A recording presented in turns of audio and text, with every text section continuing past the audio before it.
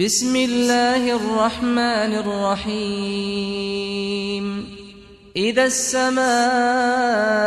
انفطرت وإذا الكواكب انتثرت وإذا البحار فجرت وإذا القبور بعثرت علمت نفس ما قدمت وأخرت يا أيها الإنسان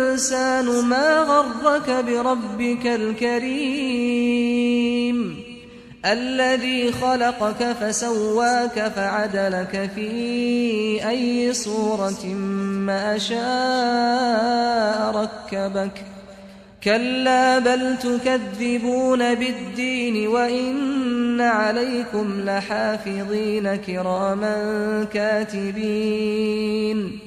يعلمون ما تفعلون إن الأبرار لفي نعيم وإن الفجار لفي جحيم يصلونها يوم الدين وما هم عنها بغائبين وما أدراك ما يوم الدين ثم ما أدراك ما يوم الدين يوم لا تملك نفس لنفس شيئا والأمر يومئذ لله